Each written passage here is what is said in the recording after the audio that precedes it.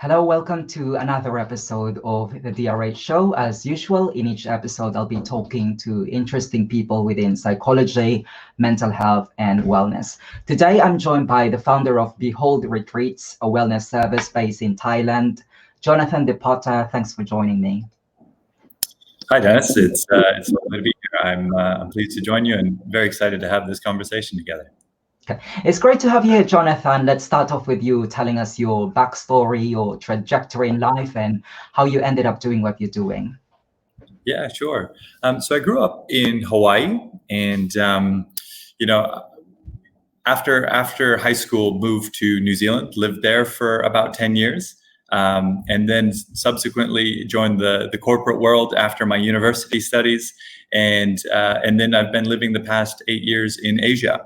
And about 5 years ago now, I had been working in Hong Kong and kind of felt like something was missing in life. And so decided to take a year off. And during that year, found my way to Peru and was lucky enough to participate in a plant medicine ayahuasca retreat during that period.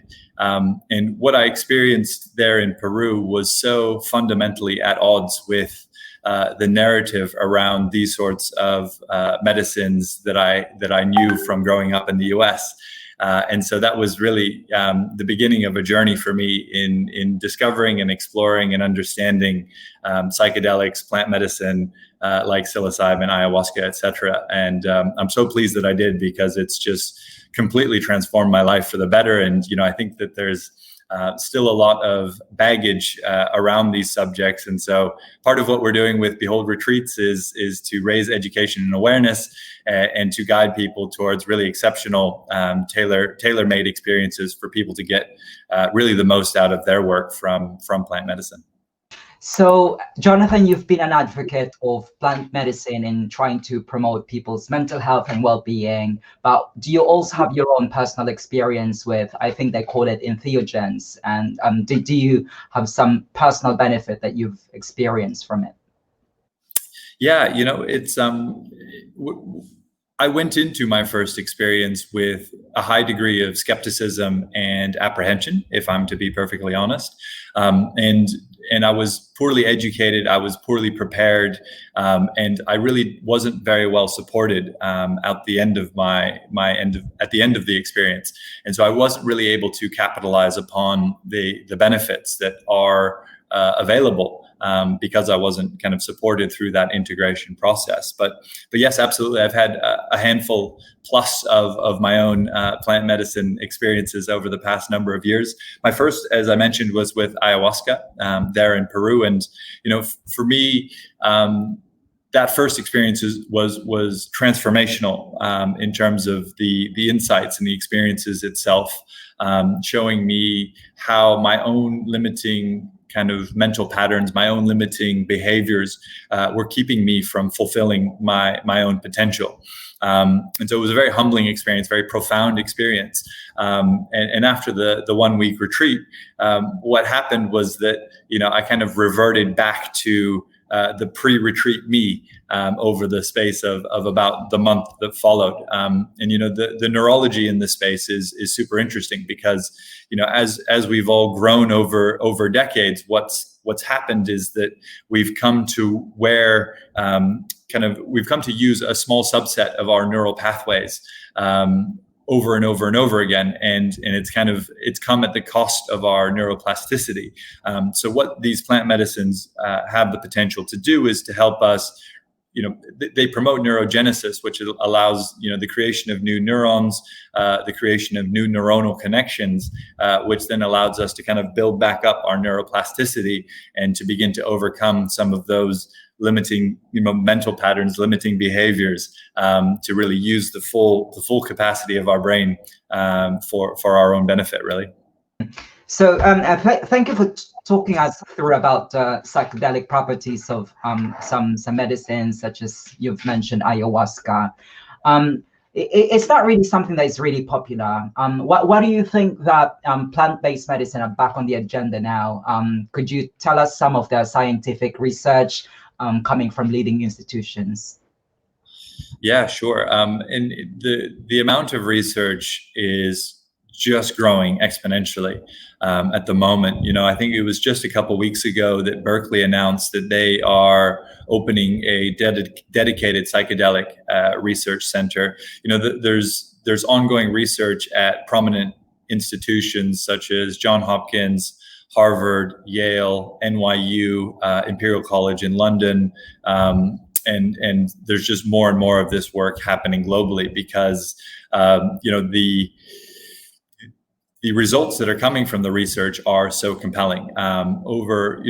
In people with mental health disorders and addictive disorders, as well as for people who are otherwise quote unquote healthy. And I think that just, part of that just goes to show, I think at the moment, the paradigm that we're stuck in is that, we've set this kind of subjective bar that if you're below this bar, then you have a mental health problem. And if you're above this bar, then everything is fine. But I think that's actually the wrong way for us to look at mental health and for us to look at consciousness, because there's room for improvement for each and every one of us. And equally, I think that each and every one of us should be focused upon that. So I think what we're seeing from these leading institutions reflects that, because they're broadening out their research base from initial focus on anxiety, depression, addictions to smoking, any other range of addictive disorders. There's so many these days around pornography, gambling, alcohol, et cetera, et cetera. The list just goes on and on, as well as, obsessive compulsive disorders, PTSD, et cetera. And we're seeing, positive results from this research that are, orders of magnitude better than what we're seeing from the current set of pharmacological and therapeutic solutions that we have today. So it's a real renaissance period. I think we now have about 2 decades of really high quality research, which is a great foundation to build upon. And so that's part of why we've been motivated to establish Behold Retreats, because unfortunately, the overwhelming majority of people, live in countries where this work is still illegal, despite the fact that we've got 2 decades of incredible science. So it's unfortunately another one of those areas where we have this incredible gap between the science on the one hand, which is absolutely rock solid, and the policy, which still has quite a bit of work to do to catch up. Just 2 days ago, it might be just 1 day ago, Oregon has just legalized psilocybin magic mushrooms statewide. So that's a huge breakthrough for the U.S. And the first of its kind in America. So super, super exciting. And I think, as the narrative starts to change in the U.S., which, it was the U.S. that played a fundamental role in making these plant medicines illegal worldwide, and actually, decreed that many other countries sign a declaration to make them illegal through the 1960s, and the decree itself was in 1971. And now it's kind of ironic that the U.S. is also playing the leading role in helping us kind of unwind that agreement that so many countries had signed up to at the behest of the U.S. Now, Jonathan, earlier you mentioned some mental disorders that plant-based medicine could potentially help. But I was just wondering if there's a typical patient for whom this kind of experience would be most beneficial. Yeah, it's it's always funny to answer this question because the reality is that if you look at the research and the breadth of applications, that will lead you to the answer, which I think is a correct one, which is that this can benefit pretty much everyone. Now, in saying that, there's a couple exceptions and caveats that I like to add to that, because I don't want to come across as overly pro-plant medicine, despite the fact that that is the field that I work in. So I think first and foremost, it's important that people feel called to do this work, because it is a very personal decision to work with plant medicine. These are very powerful experiences. And anyone who is considering doing this work, I would very much encourage them to do a great deal of their own research before participating in any sort of experience themselves.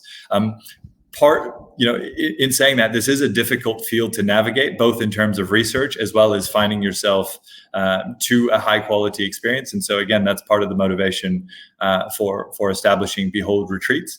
The second thing that I'd say is that there are a number of contraindications. So sets of people for which these experiences are not safe. There are both physical as well as psychological contraindications. So for the physical, any heart disorders or stroke immediately rules out. If there are other physical limitations, then those need to be taken into consideration as well. So we have a 6-page, quite exhaustive medical screening that we perform for each of our clients to make sure that they're physically and psychologically safe. From a psychological perspective, anyone who is suffering from any form of psychosis or who has family members who suffer from psychosis are screened out. Anyone suffering from schizophrenia, bipolar disorder, and there's a couple others that get more careful attention. In saying that, those people who are suffering from PTSD or severe anxiety or depression obviously do require a very specialist care and support. And so, we take that very, very seriously and make sure that those people are supported in their daily life and then also professionally supported in the right ways so that, they can really be guided throughout their healing journey. But coming back to your question around who can benefit, there's typically kind of 5 overarching motivations. Number 1 is to do with healing, and we've spoken a little bit about that already. Number 2 is growth or creativity. So those people who are looking to, expand their minds. Number 3 is establishing a spiritual connection or deepening a spiritual connection. And we see a lot of activity around palliative care. So as people reach end of life, this is a very powerful experience for those individuals because there's often a fear and anxiety of dying. And one of these experiences or a few of these experiences can really do a tremendous amount to alleviate that. And then finally, there's those people who are looking for a recreational experience or for those who unfortunately are using these for kind of more abusive purposes. So we screen out those last 2 categories. We're not really working with people who are looking for something that's fun, which this is serious, deeply introspective personal work. And we're not looking for those people who are just looking for an escape from daily life. That's really not what we're about. Now, Jonathan, you mentioned earlier 2 plant-based medicines, psilocybin and ayahuasca. And I'll be perfectly honest with you, I'm not really familiar about the components of these plant-based medicines. So can you tell us the difference between these 2 and how do you implement them within your wellness center? Yeah, sure. So the way in which they are used can actually vary depending upon the retreat itself. Psilocybin tends to be more of a, if we were to compare the 2, psilocybin is a softer experience. It's more commonly known as kind of quote unquote magic mushrooms. So, these are plants. Psilocybe mushrooms grow pretty much across the globe, and they can be found in I'd say more places in the world than not, without having a full map of that. Ayahuasca, on the other hand, has a tradition in Central and South America. There is a broad variety of traditions from that region, and it's typically a mixture of at least 2 plants. Some traditions tend to also mix in other plants. Now, for psilocybin, there is one kind of, psilocybin is the kind of active ingredient within the psilocybin mushrooms, but obviously if it's natural, then there are other compounds present, whereas ayahuasca is a much more complex medicine. There's one of our advisors was sharing with me that there's 463 compounds that are present in ayahuasca. So it's a very, very complex medicine. And so as a result of that, it's actually far less studied because you'll appreciate that in the West, we actually have a strong preference for isolation of a single compound to allow us to control for variables and to control for dosage as well. So, ayahuasca is a very powerful, profound experience, but it also has, it also has a very strong detoxification component to that. And so people are often purging physically during the ayahuasca experience, whereas that's far less common with psilocybin. So generally speaking, if people have had no prior experience with plant medicine, we often, recommend to them that they might consider a psilocybin experience first, and then explore perhaps an ayahuasca experience further down the road if they feel so called. And then, some clients, on the other hand, do feel very called towards ayahuasca because it is often described as a deeper and more profound and more of a full body healing experience. And the active molecule there with ayahuasca is DMT, which is also known as the spirit molecule. So it's certainly fair to say that there's a deeper spiritual connection that's available with ayahuasca as well. Now, Jonathan, you just mentioned how complex plant-based medicine are. So some people may be ambivalent or anxious about it because they think it may amplify pain, sadness, or past trauma. So how do you put reassurance to those people who are anxious? Do you offer some form of psychological or even psychiatric support during those treatments? Yeah, I'm so glad you asked that. If anyone was approaching their first plant medicine experience and didn't have a little bit of apprehension, I would be incredibly surprised. They're a very brave individual. So I think a degree of apprehension and it's the other word I'm searching for. I think a degree of almost sacredness around these types of experiences is the right sort of context and the right sort of thinking to have around such an experience.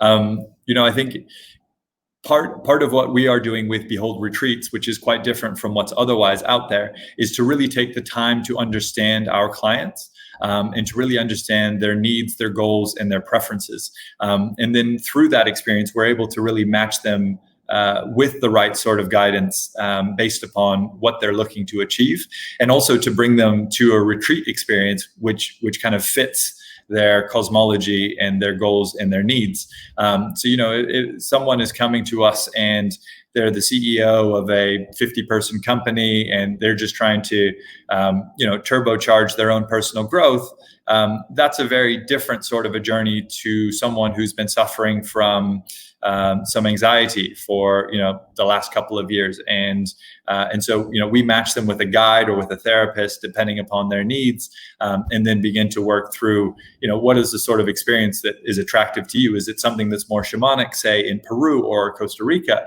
or is it something that's more in a more modern setting in, say, Jamaica or Portugal? And so we have a broad variety of retreat options available that we talk through with our clients once we really understand them and understand what they're looking to achieve, and thus we're able to guide them into those experiences and to provide the support around them to really help them prepare for the experience and also to integrate the experience. So in terms of preparation, we really kind of take the time to spend with our clients to explain to them in more detail what these experiences are like, the sorts of challenges that can commonly arise, how to navigate those challenges, and that they are normal.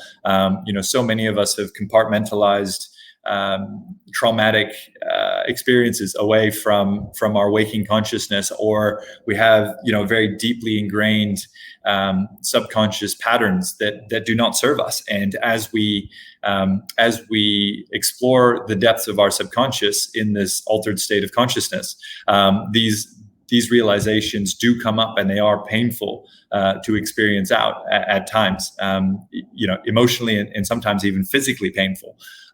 So it's very important that the right support and the right guidance is around the individuals during these times, and that they feel really held and supported through that period, not just during the retreat, but also when they return home. Because what I commonly say to our clients is, the real opportunity is actually between the end of the retreat and about a month later. Like, that's the period of time where you can really implement those changes and keep those commitments that you made to yourself during the retreat, such that you're no longer overly reactive. You're no longer losing your patience. You're no longer getting angry and frustrated in the ways that you were before, because there's certain ways to integrate these lessons to increase your overall well-being and increase the harmony that you have in your life ultimately. And that's part of what this work is all about. Now, Jonathan, if you could just expand on that, what you said about patients coming back after the treatment. So are these essentially short-lived or long-term experience after the treatment process? Yeah, so so the benefits themselves are long-lasting if we take the time and the energy and make the commitment to integrate the lessons properly. And again, I was really motivated to establish Behold Retreats because of this dynamic.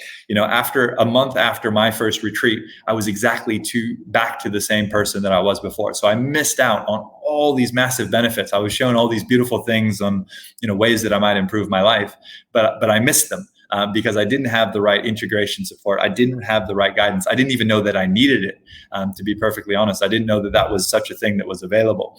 And so what we typically have is weekly or sometimes twice weekly sessions with each of our clients post-retreat to really understand, as they return back to their families, their work, traffic, the triggers of everyday life, how are they going in terms of holding themselves accountable to the person that they know they can be, because as all of those things come creeping back in, it's so easy to revert back to who we were.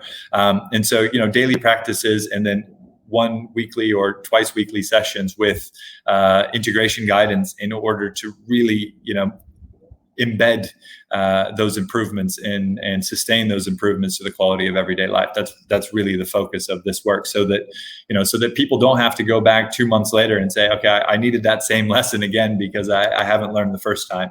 So this is really about maximizing the benefits of plant medicine, as opposed to, sometimes people say, oh I've done 100 plant medicine ceremonies already, and it's kind of like, wow, okay, and you're still, it seems you're still not doing so great. So there's a lot more to this work than just the application of plant medicine and then whiz bang and all your problems are solved. That's not it. There's very deep introspective personal work to be done to understand yourself better and to see what you're doing and how you're thinking and how you're acting that's limiting you from your own potential. And so that's really the journey and what we're really excited about in terms of what we're doing differently from, there's about 200 retreat centers out there, but the overwhelming majority of them are focused upon the retreat aspect as opposed to helping you maximize the benefits of it post-retreat. And of course, Jonathan, this journey is a two-way process. So at one point you mentioned how this could, how a patient would benefit from this, but essentially there's also something coming in from the therapist. So how do you identify trustworthy therapists and healers? Yeah, it's a great question. And actually, therapy is relatively well understood. The work that the healers are doing is actually very poorly understood and very poorly documented, actually. And it is quite important. So I'll come back to that. In terms of the therapists that we work with, so there's a couple of things that we look for. One is we've got a great range of therapists that are experts in working with different types of people. And, that's important because everyone is on their own walk of life and everyone has their own different cultural associations, right? So we do our best to match the individuals with not only a therapist that is an expert in, the goals that they're looking to work on, or a coach or a guide that they're looking for the things that they're looking to work on, but also someone who's a match culturally. And I think that's super important.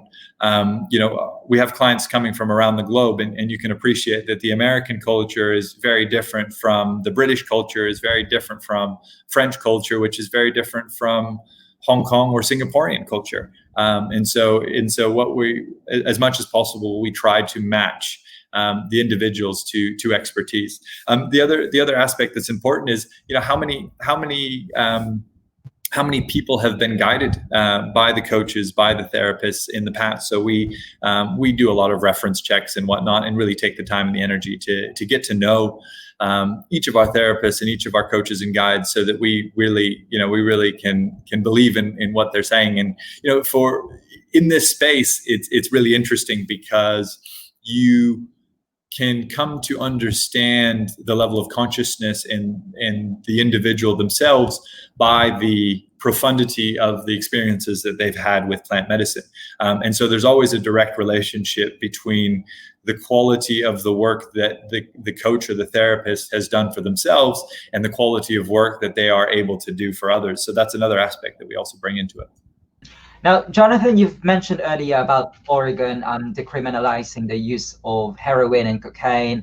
And from what I've heard from the news, there are also 4 states who legalize the use of cannabis. Now, how do you see psychiatrists integrating plant medicine therapy within, let's say, the next few decades?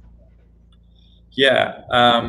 So because you've mentioned a few other drugs there that I keep very, very well away from. Personally, I'm not a big believer in cannabis. I think it has its place in the world in treating symptoms, particularly those that are suffering from pain and perhaps anxiety. But I haven't seen very much from a medical perspective that leads me to believe that cannabis is a cure. Which I think is absolutely the case for the likes of ayahuasca and psilocybin. So, with cannabis, what you see is that people start smoking it or taking it in some way, shape, or form, and they continue to do so indefinitely. Whereas that is very much not the case with ayahuasca, or psilocybin. These are non-addictive substances that are labeled as such by the medical world. And then there's other drugs that you mentioned, cocaine and heroin. And I think, honestly speaking, I think it's probably the right thing societally to make these drugs decriminalized, so that we're not, filling our prisons with people who have addictive disorders. But those are very destructive. Those are very destructive drugs, and so we of course stay completely away from it. But then to come to your question, given the results that are coming from the science, 2 decades of incredible results from these leading institutions. If we fast forward a decade, I believe that the narrative around these plant medicines will have changed 180 degrees. I think it's already changing, and it's changing fast. And what we've seen in Oregon is an example of that. But absolutely everyone can improve their mental health. Absolutely everyone can raise their level of consciousness. And these plants are profound in their ability to accelerate that. There's a theory out there which is described as the stoned ape theory, which is that our brains actually may have co-evolved with these plants, and that it's these plants that actually promote neurogenesis, the growth in our prefrontal cortex, which actually explains why our prefrontal cortex has actually grown so rapidly over the past 200,000 years. And we don't actually have another logical reason for the expansion of our prefrontal cortex over the past 200,000 years, to the best of my knowledge. So I'm led to believe that there is forthcoming research from one of these leading institutions that is going to provide evidence for a physiological response in our brain to these plant medicines, which would lend credibility to this stoned ape theory, which would change the narrative incredibly substantially in terms of what these plant medicines are, what they represent, and how we might have co-evolved together to make us as a species the way that we are today. And do you know of any psychiatrists who recommend psychedelics to their patient as part of their treatment?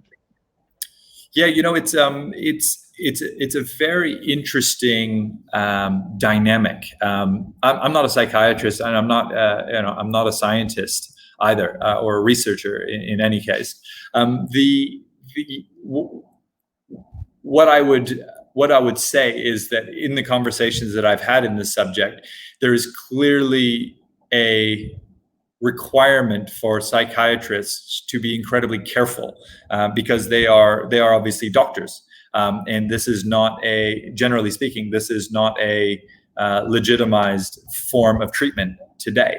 I've seen some back and forth with, say, for example, the California Board of Ethics that basically said that it would not be possible for psychiatrists to refer clients to these forms of treatments.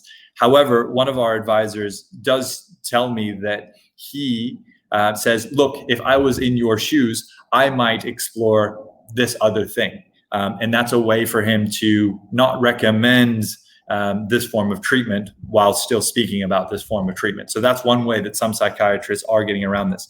There are also psychiatrists that are supporting this work very directly, obviously.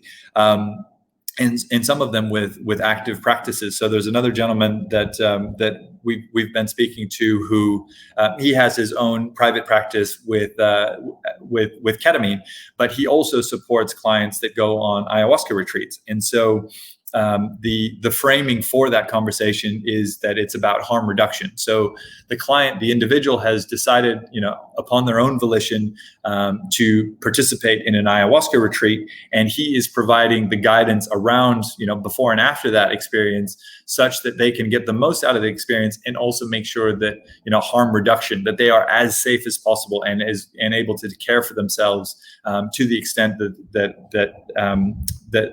the individual has been prepared appropriately for the experience. So that's a few of the dynamics at play.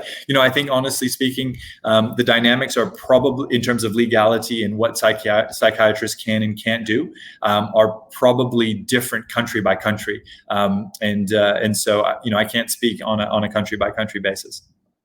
Now, but do you run any specific retreats so that psychiatrists could experience this firsthand? Yeah, we do. We've got our first one in February next year, which will be specifically for mental health practitioners. This is given this is just completely a new paradigm and such a promising paradigm for the mental health world. There's a real requirement for the mental health practitioners and community to get up to speed. And the best, you can only read about plant medicine and for so long before you kind of have to dip your toe in and see what it's all about. So again, recognizing it's not for everyone, right? And we're never here to push our services, but yes, we have our first retreat in February. I believe it's third week of February next year for mental health care practitioners. Brilliant. And do you see a time when this form of therapy, as you've said, this is not yet widely accessible, but do you see it becoming more sort of mainstream within the healthcare sector?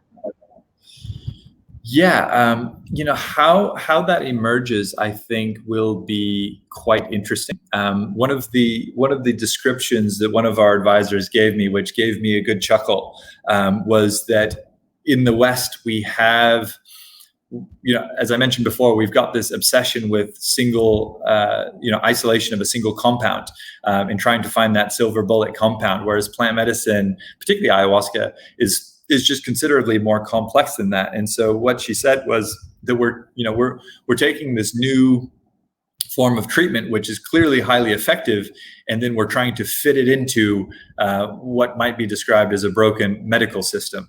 And she says there's a lot of compromises that are being made along the way. So I think absolutely, these medicines will play a larger and larger role in the psychiatric and just the broader mental health care, as well as the broader wellness and physical health industries over time.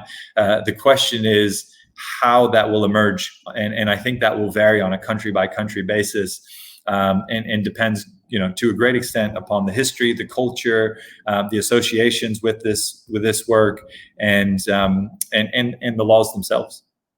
Now, Jonathan, we're already nearing towards the end of this interview, but you've already explained to us what psychedelics are and what the whole retreats is. So let's explore more about you. Is there a particular individual was the greatest influence on your work? A particular individual that influenced our work? Is there a particular individual or a piece of literature, a piece of book was the greatest influence on your work as a person? Yeah. Yeah, personally, I've been quite inspired by Rick Doblin in the U.S., who's the leader of MAPS, which is the Multidisciplinary Association of Psychedelic Studies.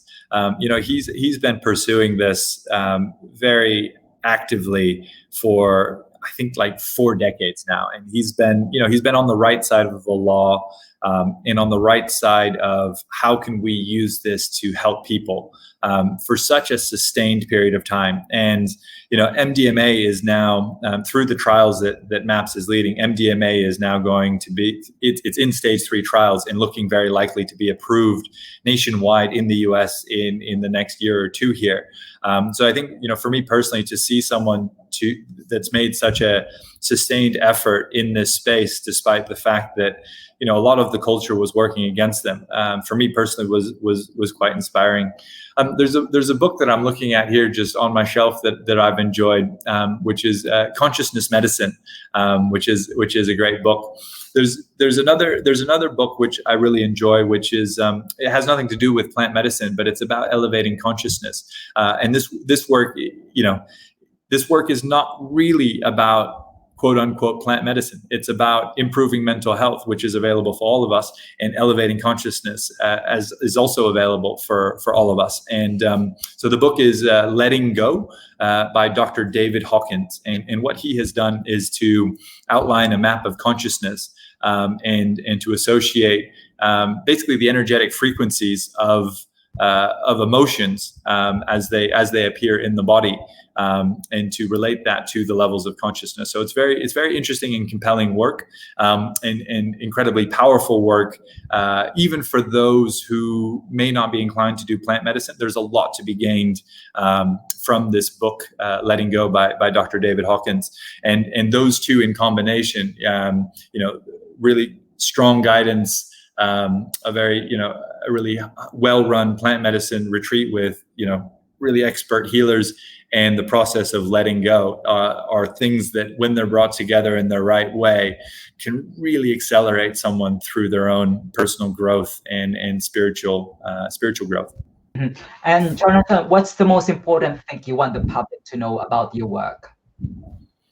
There's a quote out there there's a few quotes out there that I've heard that have stuck with me. The reality is that there's about 200 plus retreat centers worldwide. At the moment, this work is entirely unregulated. So just because there's a nice website and some 5-star reviews doesn't necessarily mean that this work is being done at a high level. The quotes that have come to me that have stuck with me is, number one, where the hopeful gather, so too do the predators. And that's so true in this space, because there is just so many cowboys that are out there that are riding this wave. As the prominence of plant medicine continues to rise up and up and up, more and more people are turning to this modality for help. And so there's a lot of people out there who are making the most of that without perhaps the most heartfelt intentions in mind. So that's the first quote. The second quote that stuck with me is, choose your healer like you would choose your neurosurgeon. And again, that indicates the profundity and the deepness of these experiences. You are quite literally rewiring your brain for your benefits. And so being in the right guidance for those deep experiences is of utmost importance. Most people tend to start with a group experience because it's a more cost-effective way to get started on this type of work. I myself make no hesitation in recommending anyone who's in a position to do so, to do this work privately. I've had all of my major breakthroughs working privately with therapists who do this work at the very highest level, and they charge accordingly for their services. So, this is really deep soul work, introspective. You're really getting into the depths of your psyche and seeing what's there. And more often than not, people encounter things there that they really don't like. And so it's super important to be surrounded by all of the support and guidance to really facilitate your healing and your growth through that, to make sure that you land very firmly as the new beautiful you, as best as possible. So anyone out there who's listening to this, take this seriously. Take yourself seriously. This work is no joke. And Jonathan, how do you relax? What's your de-stressing outlet? Yeah, I do. It's there's a few different things. This work tends to guide people towards a meditation practice, and I'm no exception. So I typically meditate an hour or two each day. Yoga is another big one for me. I love jumping in the ocean. I'm based here in Koh Phangan in Thailand at the moment, because not many people are traveling, so I get in the ocean whenever I can. And my cat is also just here behind the monitor. When he's not biting me, it's nice to spend relaxing time with him as well. And what do you think you would be doing if you didn't work within the wellness sector? Yeah, well, I've spent most of my career in management consulting in the corporate world, advising Fortune 100, Fortune 500 companies on their digital strategies and their digital transformation programs. So, as we grow Behold Retreats, I also want to use that as a platform to begin to advise governments on this subject. It's important that governments, whether it's health officials or justice officials, that governments globally understand what this topic represents and how it can benefit their individual countries. And my cat's coming through here, buddy. So it's so part of my motivation as we launch Behold Retreats here is that that I'm able to free up some more of my time and to get back to some of the work that I was doing before in terms of working with officials and governments and telling them a little bit more about plant medicine. Mm-hmm. And finally, Jonathan, what else is in the pipeline? Boy, Behold Retreats is still new. We've been super excited to support the clients that we've had before. It's just been beautiful to see their own transformations and to see just how they've changed for the better so quickly. So that's very exciting.